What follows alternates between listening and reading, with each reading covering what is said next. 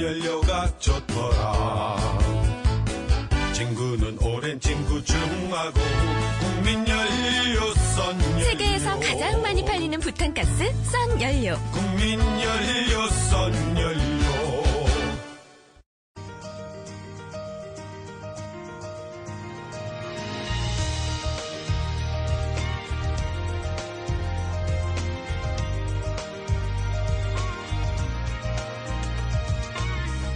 이재용이 만난 사람.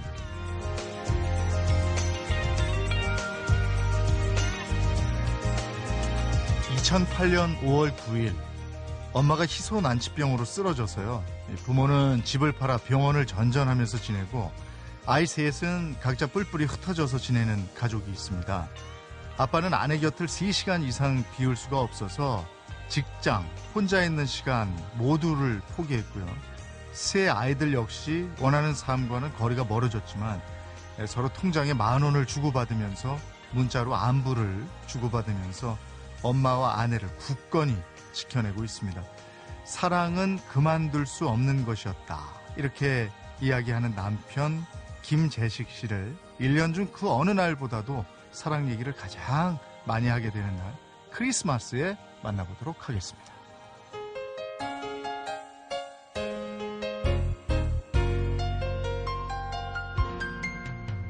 어서 오십시오. 반갑습니다. 안녕하세요. 반갑습니다. 네, 오늘은 지난 6년 동안 아내를 간병해 오면서 써온 일기를 책에 담아낸 김재식 씨와 함께 하도록 하겠습니다.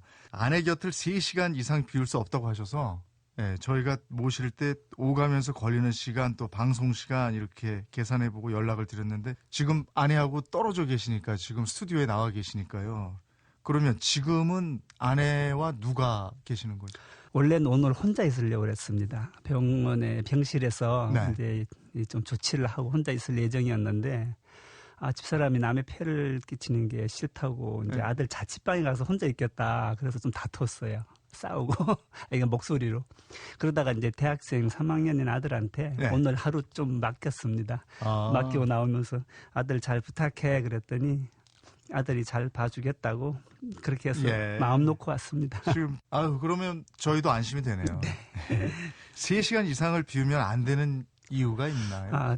그 안에 병이 한 10번 재발이 왔거든요. 근데 그 3번째인가 4번째에 이 배뇨하는 그 방광이 마비가 돼 버렸어요. 네. 그래서 그 소변을 인위적으로 빼야 돼요. 그 이제 소변 주머니라고 하는 걸 차든지 아니면 매번 이렇게 일회용 호스를 넣었고 보통 한 하루에 7번 정도 빼요. 그러니까 한 3시간 정도마다 한 번씩 빼는 셈이에요. 평균이요. 그렇군요. 예. 그러면 한 번도 지난 6년 동안 3시간 이상 비워본 적이 없으신 건가요? 한 2번은 있죠. 네. 2번은 한 번은 2011년도에 이제 어머니 돌아가셨을 때 네. 그때 한 번 한 반나절 비웠어요. 어쩔 수 없었고요. 그리고 또 한 번은 뭐 다른 일이 이제 있어서 그 2번은 그 소변 주머니라고 하는 것을 채우고 한번 비웠었습니다. 네. 근데 그 쓰신 책에서 보니까 2시간을 나갔다 오셨는데 아내가 나가서 이렇게까지 오래 있을 줄은 몰랐다. 이렇게 서운해했다. 이런 구절이 있어요. 뭐 시간은 2시간이면 사실 네. 괜찮아요. 그런데 이제 혼자 있는 게 약이 오른 거죠. 뭐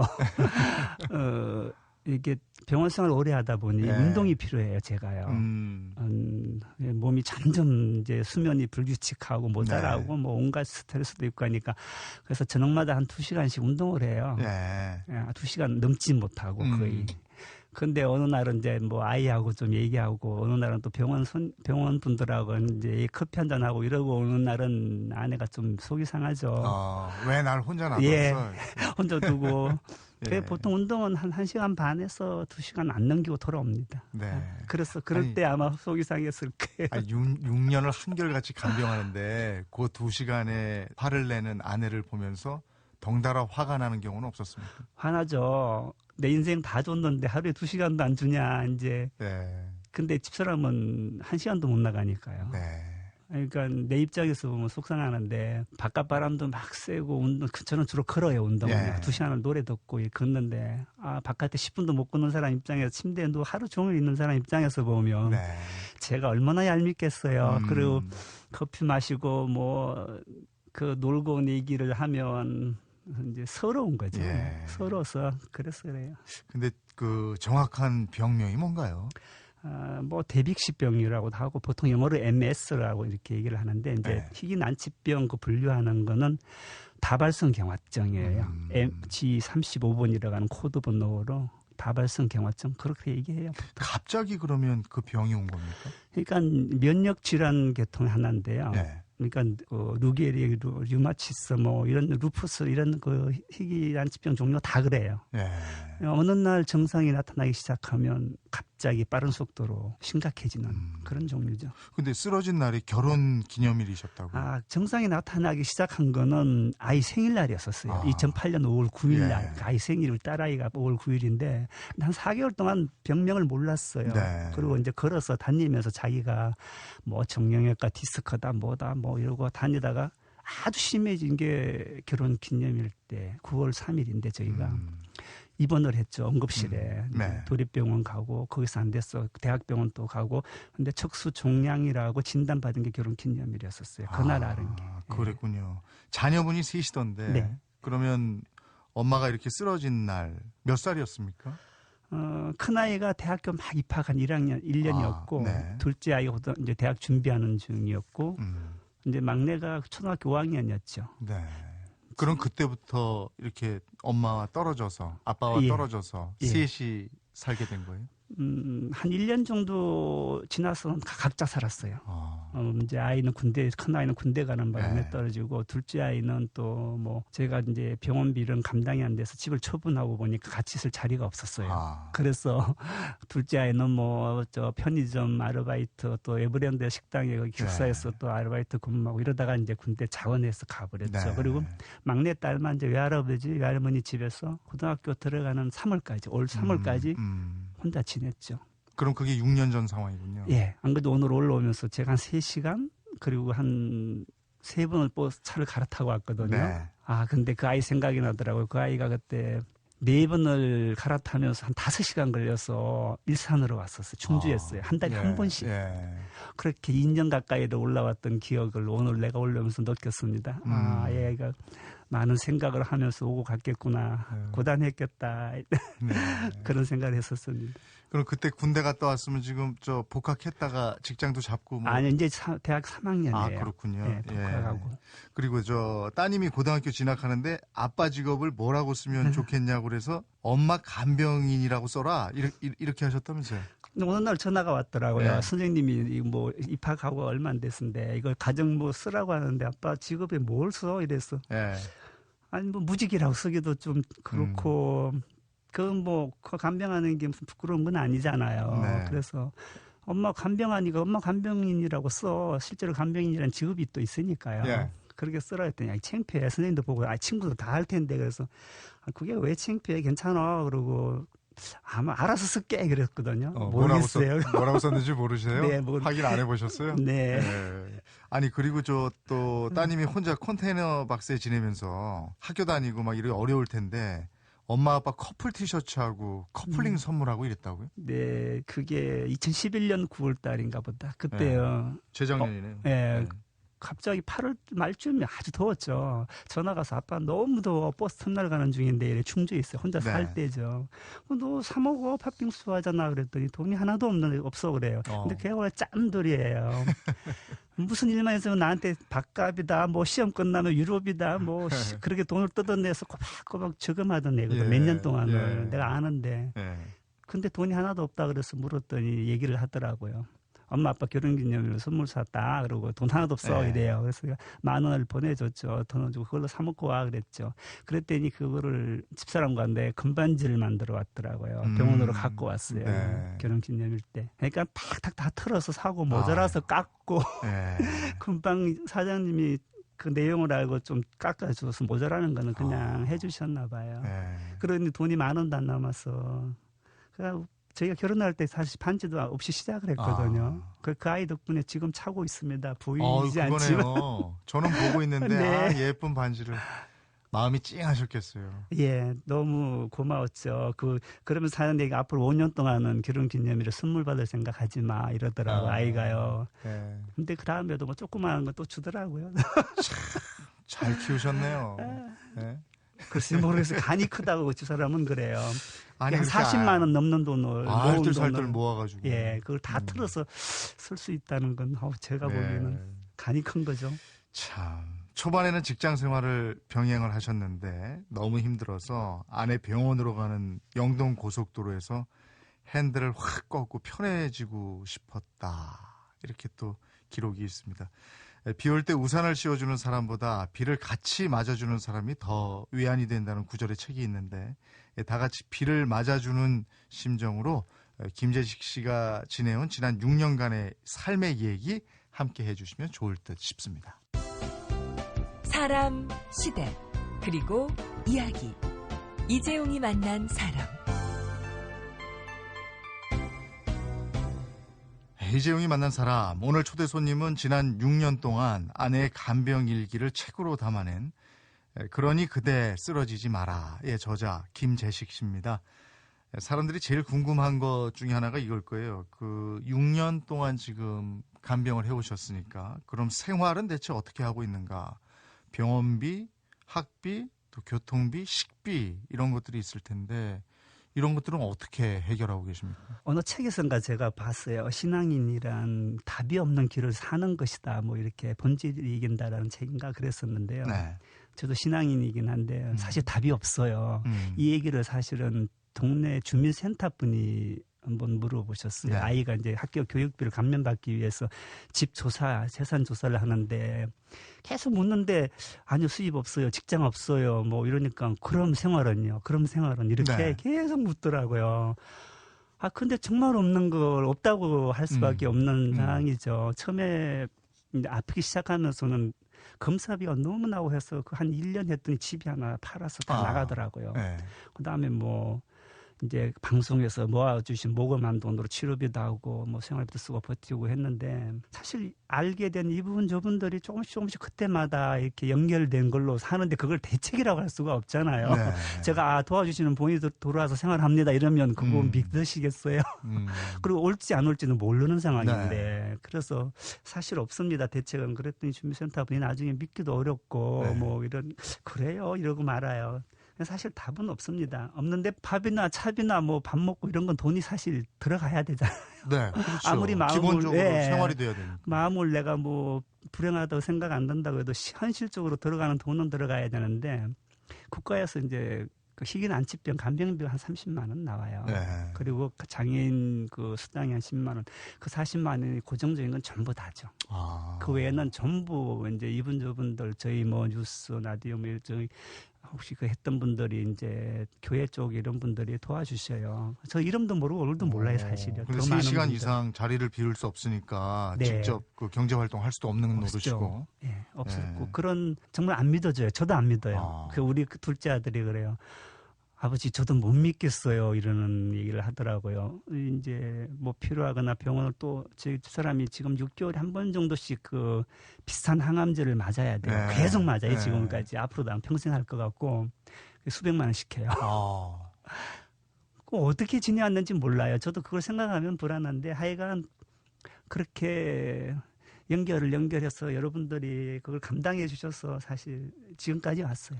아니 그래도 네. 지금 돈 때문에 제일 힘든 적, 정말 이건 너무 힘들다 한 적도 있을 거 아니에요. 많죠. 차라리 이렇게 물었으면 더 빠를 것 같아.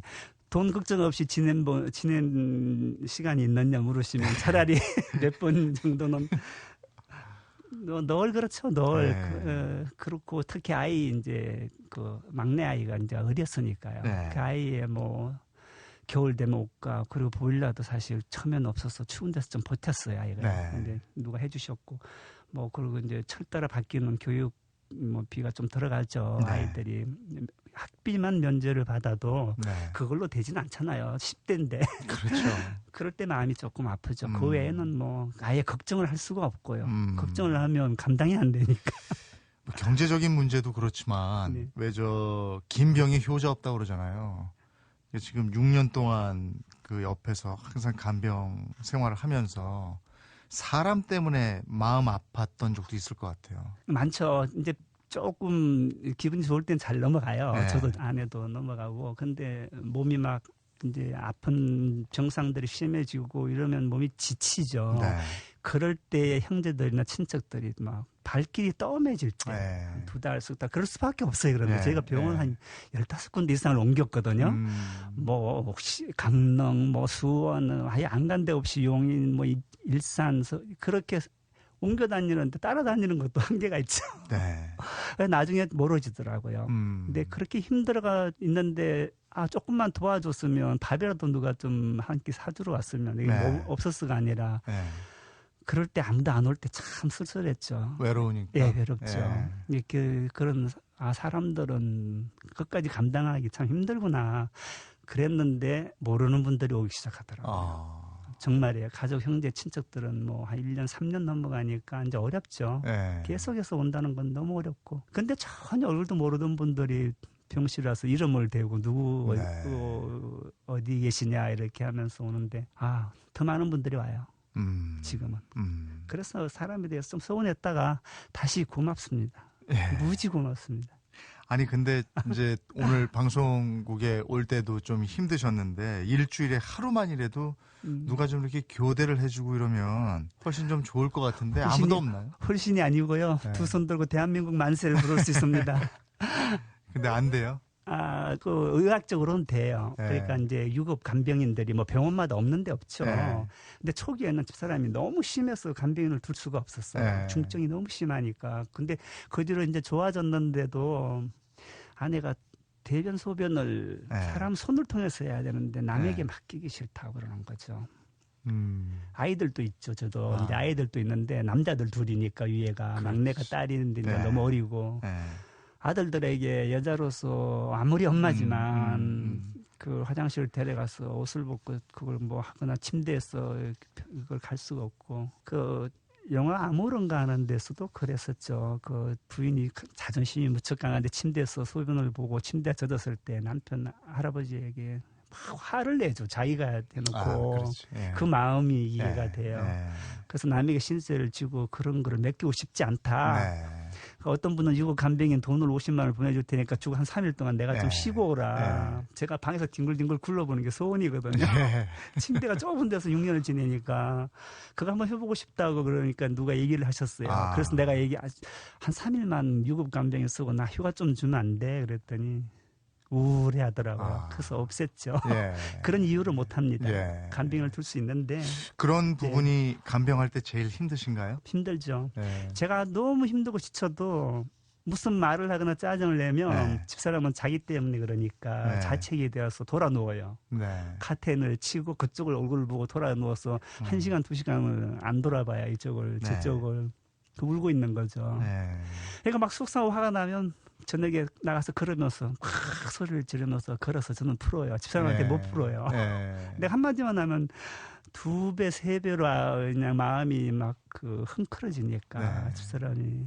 아니 근데 그럼에도 불구하고 아내 안정숙 씨를 원망해 본 적이 없다 이렇게 표현하셨는데 어떻게 하면 그럴 수 있어요? 원망은 하죠. 하면 내 후회를 하고 네. 그리고 불쌍해요.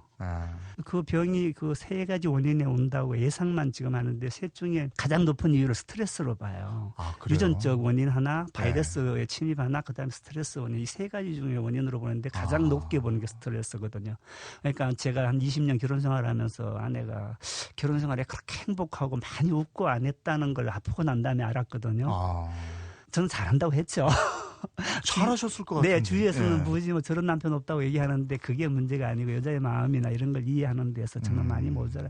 그래서 저 때문에 병이 왔다라는 자책감이 있고 내가 입장이 바뀌어 저 사람 좀 아프면 저 저렇게 투병 못해요.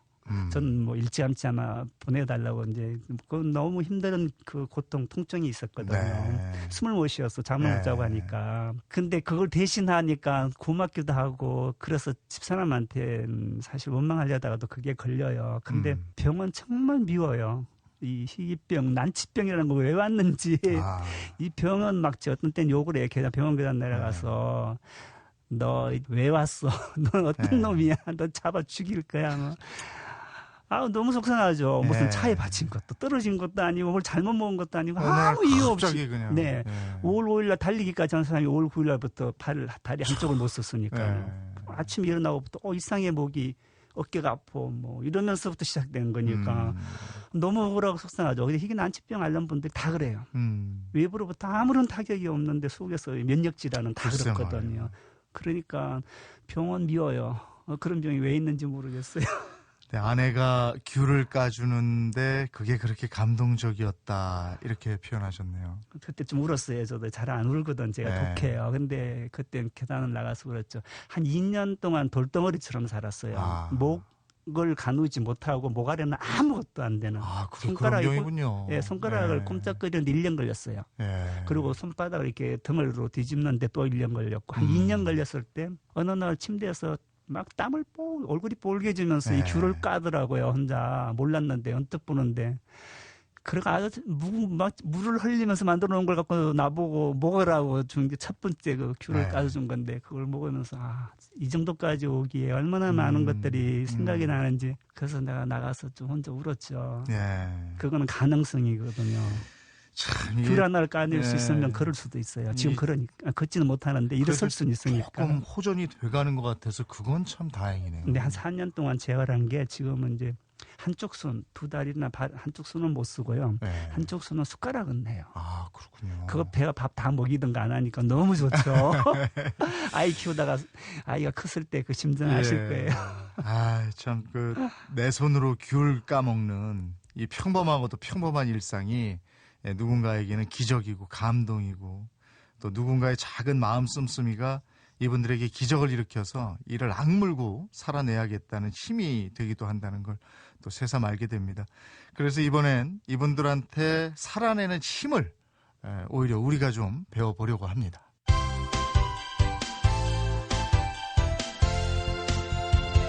여러분은 지금 이재용 아나운서가 진행하는 이재용이 만난 사람을 듣고 계십니다. 이재용이 만난 사람, 오늘은 지난 6년 동안 고통스러운 삶이었지만 선한 이웃들의 따뜻한 보살핌이 있어서 살아낼 수 있었다는 그러니 그대 쓰러지지 마라의 저자 김재식 씨 만나서 함께 얘기하고 있습니다. 힘들고 어려울 때 잘해준 사람은 죽어서도 잊고 싶지 않다는데 다행히 그런 분들을 몇 분 만나신 것 같아요. 먼저 지금 그만둔 직장 사장님, 지금도 연락하고 지내십니까? 제가 이쪽 일산에서 있을 때까지는 오고 갔었어요. 오셨을 때까지. 근데 이쪽 청주로 옮기면서 제가 먼저 연락을 끊었습니다. 너무 오셔서. 그 사장님 사모님한테 미안해서 저를 보러 오면 그냥 오나요? 밥 사주죠. 치료비 보태라고 돈 주고 가죠. 제가 직장을 한 3일, 일주일에 3일, 4일 일하고 나머지를 병원에 있고 교대로 이렇게 한 6개월을 하는데 월급을 100%씩 다 주셨거든요. 그건 미안해도 받았는데 어쩔 수 없으니까 써야 되니까. 근데 완전히 일을 못 하는데도 오시는 거는 저도 도리가 아니죠. 다른 곳에 뺏기기 싫은 너무나 유능한 직장인이셨어요. 한 10년을 가족처럼 지냈죠. 같이. 그 제가 먼저 연락을 끊었고요. 아마 하면 또 올 거예요. 또 금가락지 빼주신 간병인 아주머님. 이분은 어떤 분이세요? 저도 몰랐어요. 그 공동 간병을 하던 분인데 새벽 2시 반에 숨을 못 쉬었어. 폐가마비 됐었어요. 몰랐는데. 그래갖고 산소통을 달다가 안 돼서 새벽 2시 반에 뛰어내고 막 차에 대충 싣고 서울 삼성병원으로 응급실로 들어갔는데 그분이 따라 내려오셨어요. 그 시간에 와갖고 집사람에게 손에다가 그걸 끼워주면서 그거 보면서 힘내고 기운 내라고. 근데 나중에 알았죠. 그분 남편이 루게릭병이에요. 그러니까 잘 알죠. 같은 난치병이고 같은 자가 면역 질환이거든요. 점점 심해지셔서 병원을 자주 입원하고 하셨다는 얘기를 그 뒤로도 문자로 가끔 들었어요. 근데 그렇게 밝고 남을 걱정하는 거 보고 참 부끄럽더라고요. 나보다 더 심할 수도 있는데. 힘든 일을 겪어본 분들이 힘든 분들 보면 이렇게 이심전심으로 다 알아주시는 것 같아요.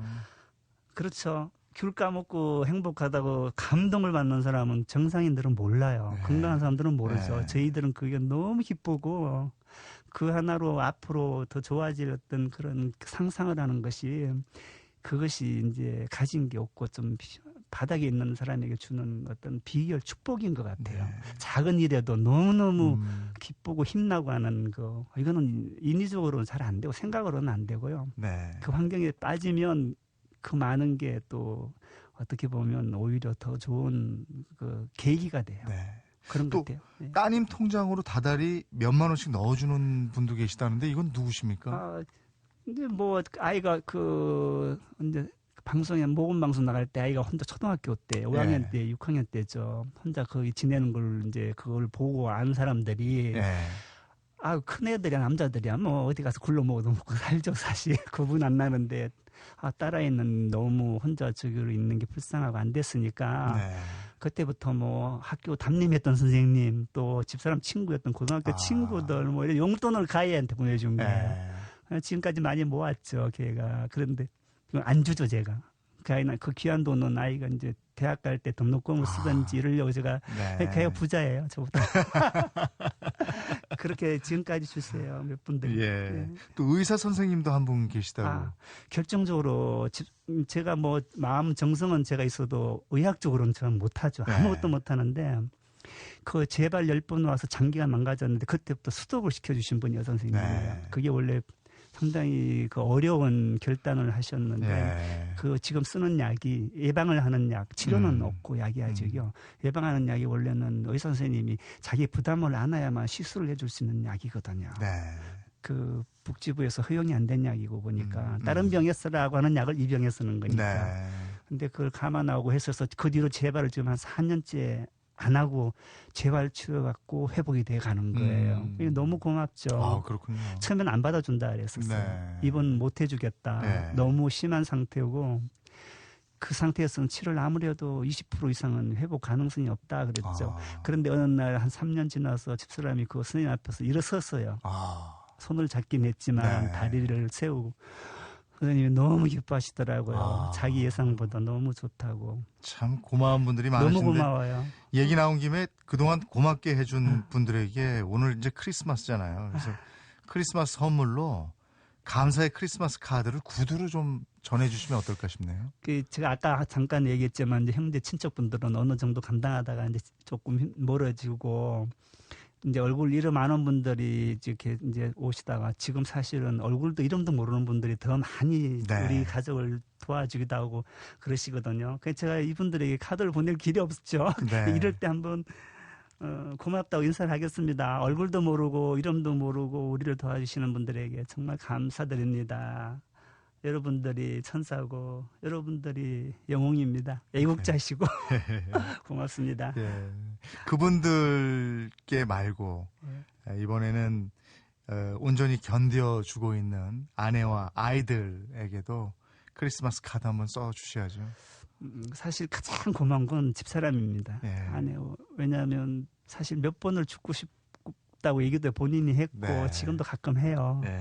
배변이 안 되고 너무 힘들고 고통스러우면 이러는데 그런데 문을 안 닫고 열고 투병을 해준 게 오늘 이 시간까지 온 거죠. 우리 가정이 해체가 안 된 첫 번째 그런 어떤 아마 공헌 우리 집사람일 겁니다. 아, 그리고 여보 간병인한테도 좀 잘해줘. 용돈도 좀 주고 매출도 좀 시켜줘. 부탁이야. 그리고 아이들도 고맙죠. 아이들이 그 특히나 셋째 같은 경우는 10대를 초등학교 5학년부터 이제 고등학교 지금 1학년이니까 10대의 사춘기를 어마어마 힘들게 넘겼거든요.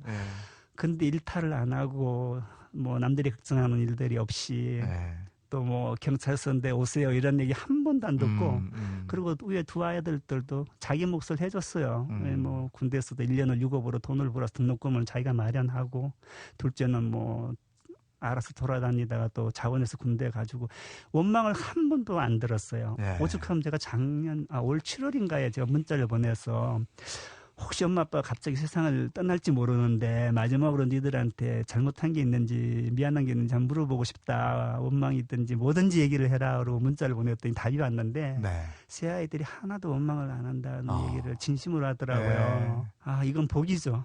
그 아이들이 너무 고맙고 그 원망 안 해준 거 아빠 엄마가 해준 게 뭐 있어 이게 지금 뭐야 이런 얘기하면 정말 입이 막히죠. 그리고 아이들 취업이나 뭐 이런 게 조금 걱정이 돼요. 왜냐하면 둘째가 엄마 때문에 대학을 못 갔어요. 예. 수능 준비를 2번이나 하다가 병원에 불려오는 바람에 다 놓쳐갖고 네. 그리고 군대 부사관으로 가서 이제 4년째 근무하니까 예. 지금 같은 때 고등학교 졸업하고 사회 나와서 취업하는데 얼마나 애로증이 많을까.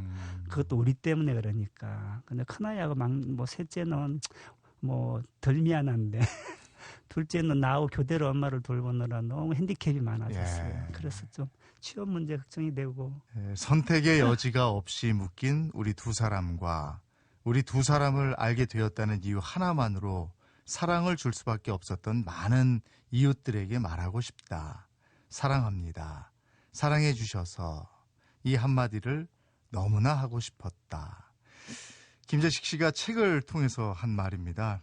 특히 우리 두 사람을 알게 되었다는 이유 하나만으로 사랑을 줄 수밖에 없었던 이웃들이라고 말씀하신 부분이 가슴을 참 뭉클하게 합니다. 그러면서도 제 마음도 따뜻해지고 그러네요.